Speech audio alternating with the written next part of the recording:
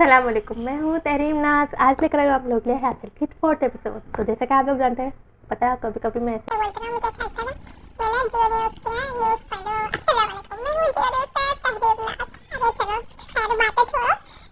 حاصل کی 4th episode تھی آج کی. آپ لوگ جانتے ہیں جنہوں نے 3rd ایپیسوڈ سنی تھی وہ ان کو پتہ ہے کہ نا بات کہاں ہو رہی تھی. ان کے حدید کے والدین کی بات چل رہی تھی. تو آج بھی اس کے آگے سے شروع ہوگا. تو شروع کرتے ہیں. ایسا بہت کم ہوتا تھا کہ حدید نے ناشتہ، لنچ اور رات کے کھانے پر ان دونوں کو اکٹھے دیکھا ہو. چھٹی کے دن بھی ان دونوں کی اپنی مصروفیات ہوتی تھیں.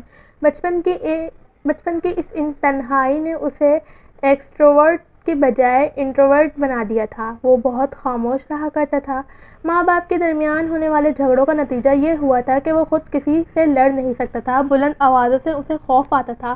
اس کی کمپنی بھی شروع سے ہی محدود تھی اور وہ دوست بھی اس کے گھر میں ہونے والی کسی بات سے آگاہ نہیں تھے. حدید کو خوف آتا تھا کہ اگر وہ ان کے ساتھ کچھ شیئر کرے گا تو وہ اس کا مذاق اڑائیں گے. صرف اس کا ہی نہیں بلکہ اس کے ماں باپ کا بھی. اور وہ یہ سب کچھ نہیں چاہتا تھا. اس لیے اس نے کبھی اپنے فرینڈ سے ماں باپ کے درمیان ہونے والے جھگڑوں کا ذکر نہیں کیا تھا. آہستہ آہستہ ہی صحیح، لیکن وہ گھر کے ماحول کا عادی ہو گیا تھا. پہلے کی طرح اب اسے بات بات پر ماں باپ کی ضرورت محسوس نہیں ہوتی تھی. اس نے ہر کام ان کے بغیر کرنا سیکھ لیا تھا. ہاں، مگر بعض دفعہ وہ یہ ضرور سوچتا کہ اس کے ماں باپ اس کے بغیر بھی گزارا کر رہے ہیں. پھر انہوں نے اسے پیدا کرنے کی حماقت کیوں کی؟ اور اس وقت اسے اپنا وجود سب سے زیادہ بے وقت لگتا. عمر بڑھنے کے ساتھ ساتھ بہت سی چیزیں سمجھ میں آنے لگی تھیں. بعض ایسی حقیقتیں اور سچائیاں بھی جنہیں پہلے اس کا دماغ سمجھنے سے قاصر تھا. اسے مذہب سے کوئی لگاؤ نہیں تھا، کیونکہ جس ماحول میں وہ رہتا تھا وہاں مذہب ایک دقیانوسی چیز سمجھی جاتی تھی. بلال علی اور زرشی دونوں بہت لبرل تھے. شاید یہ کہنا بالکل غلط نہیں ہوگا کہ وہ دونوں صرف نام کی ہی حد تک مسلمان تھے. وہ دونوں اپنے اصولوں اور خواہشات کے مطابق اپنے جیسے لوگوں کے ساتھ زندگی گزار رہے تھے. اور جس سوسائٹی میں وہ رہتے تھے وہاں کبھی کسی کو خدا کی ضرورت محسوس نہیں ہوتی تھی. وہاں کام نکلوانے کے لیے یا تو روپے کی ضرورت ہوتی تھی یا تعلقات کی، اور یہ دونوں چیزیں لوگوں کو زمین پر ہی مل جاتی تھیں. اس لیے کسی کو کبھی خدا کے سامنے گڑ گڑانے کی ضرورت محسوس ہی نہیں ہوتی تھی. بلال علی اور زرشی نے یہی مذہبی آزادی حدید کو بھی دی تھی. بچپن میں اسے ایک مولوی صاحب نے گھر آ کر قرآن پاک پڑھا دیا تھا. تب اس کی عمر 9 سال تھی. بلال علی کا خیال تھا انہوں نے مذہب سے متعلق اپنے سارے فرائض ادا کر دیے تھے.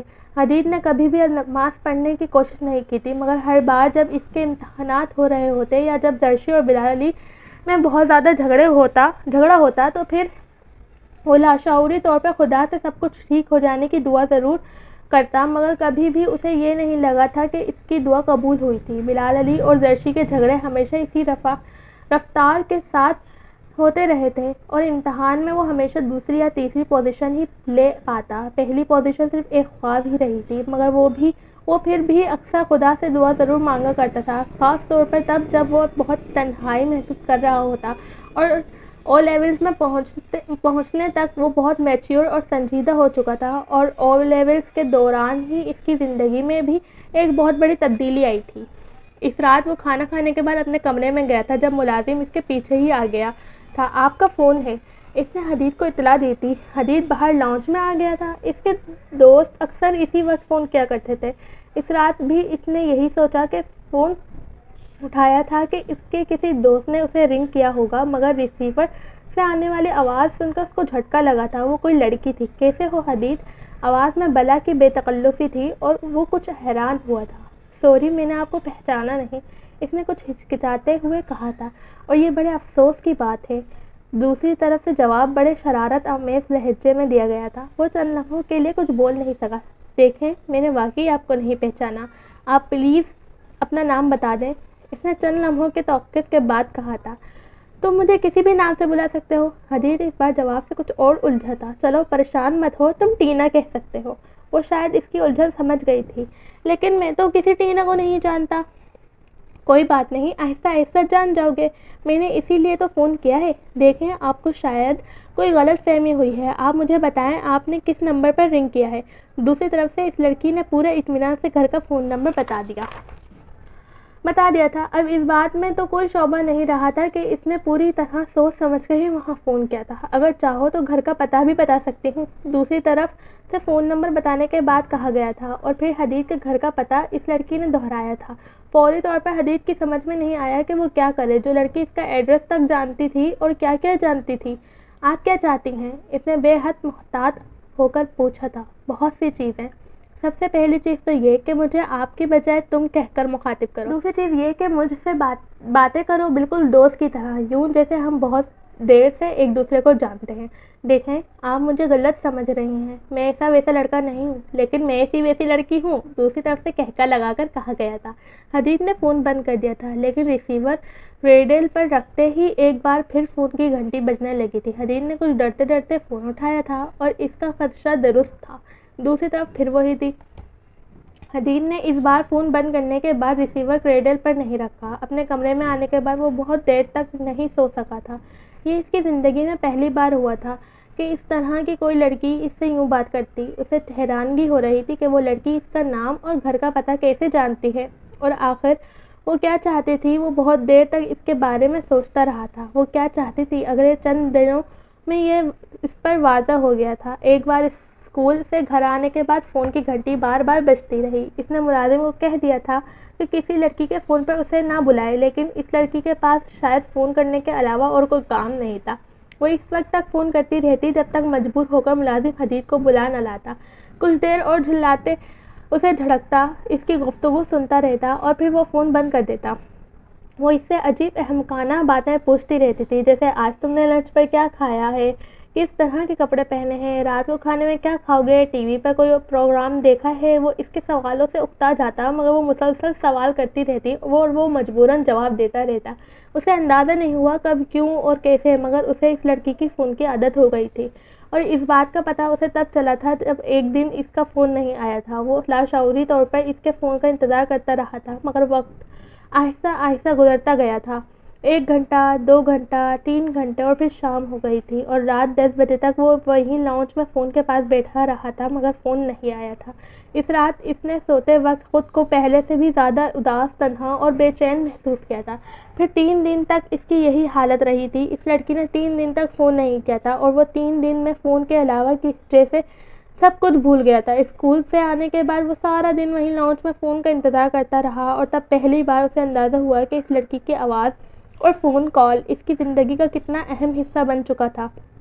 چوتھے دن جب وہ اسکول سے گھر آیا تھا اور لنچ کر رہا تھا، تو اس نے لاؤنج میں فون کی گھنٹی سنی تھی۔ وہ بے اختیار چمچ پلیٹ میں پھینک کر بھاگتا ہوا لاؤنج میں گیا تھا۔ فون پر وہی آواز تھی۔ 3 دن سے کہاں تھی تم؟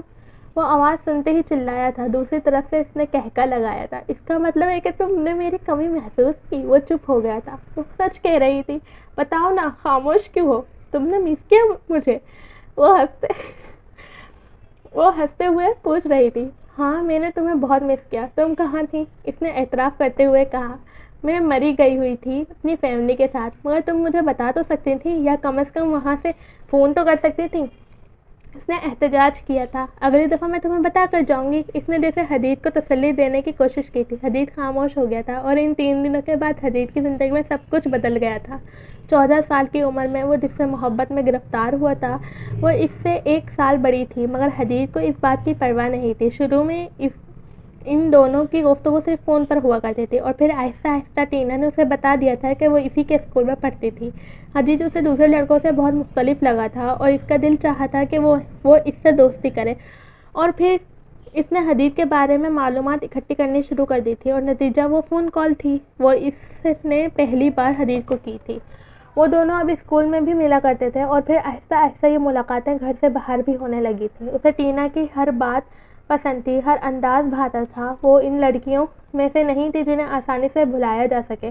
پہلی بار جس کے ساتھ حدید نے اپنی بات شیئر کی تھی وہ ٹینا ہی تھی۔ اس نے اسے ہر بات بتا دی تھی، اپنا بچپن، اپنی تنہائی، اپنی خواہشات اور اپنے والدین۔ اس نے ہر ایک کے بارے میں اسے سب کچھ بتا دیا تھا۔ وہ ہمیشہ بڑی ہمدردی سے اس کی باتیں سنتی اور اسے تسلیاں دیتی رہتی۔ خود وہ بھی 2 بھائیوں کی اکلوتی بہن تھی۔ اس کے ڈیڈی بھی بزنس میں کرتے تھے، اور اس کی ممی بھی کافی سوشل تھیں، لیکن حدید کی ممی کی طرح وہ گھر سے باہر بہت زیادہ ایکٹیو نہیں تھی وہ، نہ ہی انہوں نے گھر کو اس کی ممی کی طرح بالکل نظر انداز کیا ہوا تھا، لیکن اس کے باوجود بھی اسی تنہائی اور ڈپریشن کا شکار تھی جس کا سامنا حدیث کر رہا تھا۔ دونوں گھنٹوں بیٹھے ایک دوسرے کو اپنے گھر کے اور گھر والوں کے حالات بتاتے رہتے۔ کیا بات ہے حدیث، بہت پریشان ہو؟ اس دن بریک میں ٹینا نے اسے دیکھتے ہی پوچھا تھا۔ پاپا ممی کو طلاق دینا چاہتے ہیں۔ دینے دو، یہ ان کا مسئلہ ہے، تم کیوں پریشان ہو رہے ہو؟ حدیث نے حیرانی سے ٹینا کے اطمینان کو دیکھا تھا۔ ٹینا، یہ ان کا مسئلہ نہیں ہے، یہ میرا مسئلہ ہے، وہ میرے پیرنٹس ہیں، تو پھر میں ان کے بغیر نہیں رہ سکتا۔ ٹینا سنجیدگی سے کچھ دیر اسے دیکھتی رہی تھی۔ اس کے باوجود کہ انہوں نے تمہیں نظر انداز کر رکھا ہے، ٹینا نے کہا تھا۔ ہاں، اس حقیقت کے باوجود کہ حدیث نے اس کی بات کاٹ دی تھی، انہوں نے ہمیشہ مجھے نظر انداز کیا ہے۔ میں چاہتا ہوں کہ وہ اکٹھے رہیں، صرف تمہارے چاہنے سے کیا ہوگا؟ وہ تم سے پوچھ کر تو کوئی فیصلہ نہیں کریں گے۔ پھر مجھے بتاؤ ٹینا، میں کیا کروں؟ میں ان دونوں کے بغیر نہیں رہ سکتا، میں ان میں سے کسی ایک کو بھی کھونا نہیں چاہتا، اس نے بے چارگی سے کہا تھا۔ حدیث، دو برے والدین سے ایک اچھا باپ بہتر ہے۔ جس طرح کی زندگی تم گزار رہے ہو، اس سے بہتر ہے کہ تم دونوں کو الگ ہو جانے دو، کم از کم تمہیں ان روز کے جھگڑوں سے تو نجات مل جائے گی۔ ٹینا، تم یہ سب کچھ سمجھ نہیں سکتی، تم کچھ بھی سمجھ نہیں سکتی۔ وہ اکٹھے رہیں گے تو کبھی نہ کبھی ایک دوسرے کو سمجھ جائیں گے، کبھی نہ کبھی ایک دوسرے کی عزت کرنے لگیں گے۔ ڈائیورس ہونے کے بعد تو مجھے خوف آتا ہے ٹینا، وہ الگ ہو جائیں گے تو میرا کوئی گھر نہیں رہے گا، وہ دونوں اپنی نئی دنیا میں مصروف ہو جائیں گے، وہ مجھے بھول جائیں گے۔ ٹینا نے اسے ہمدردی سے دیکھا تھا، اسے حدیث پر ترس آ رہا تھا۔ انہیں جو کرنا ہے وہ کریں گے، تمہارے کہنے سے کوئی نہیں رکے گا۔ تم بڑے ہو رہے ہو، تمہیں میچیور ہو جانا چاہیے، حقیقت کا سامنا کرنا چاہیے۔ ان کے درمیان ہم آہنگی ہونی ہوتی تو بہت پہلے ہو جاتی۔ 16-17 ایک لمبا عرصہ ہوتا ہے۔ جو کپل اتنا عرصہ اکٹھے رہنے کے بعد بھی اس طرح کی زندگی گزاریں، وہ اگلے 16-17 سال بھی اسی طرح گزارتے ہیں۔ تم ان دونوں کے بارے میں سوچ کر خود کو پریشان مت کرو، تم اپنی زندگی کے بارے میں سوچو، اپنے لیے ایکٹیویٹیز ڈھونڈو۔ یہ سب کچھ صرف تمہارے ساتھ ہی نہیں ہو رہا، بہت سے لوگوں کے ساتھ ہوتا ہے، اور ان میں سے کوئی بھی مرتا نہیں، سب زندہ رہتے ہیں۔ ٹینا اسے کسی بڑے کی طرح سمجھا رہی تھی اور وہ بے بسی سے اس کی باتیں سن رہا تھا۔ بریک ختم ہونے کے بعد وہ اپنی کلاس میں آ گیا تھا۔ تو آج کے ایپیسوڈ اتنی ہی، امید ہے آپ لوگوں کو پسند آئی ہوگی، اور اگر میری بیچ میں کچھ ہنسی وغیرہ آ گئی ہو تو ظاہر سی باتیں ایسی تھی وہ ٹینا اور اس حدیث کی، تو ظاہر سی بات ہے آپ لوگوں کو سن کے بھی ہنسی آئے گی، تو اسے ذرا اگنور کیجیے گا، اور پسند آئے تو لائک، کامنٹ اور شیئر کیجیے گا۔ تب تک کے لیے آپ لوگ کو اللہ حافظ۔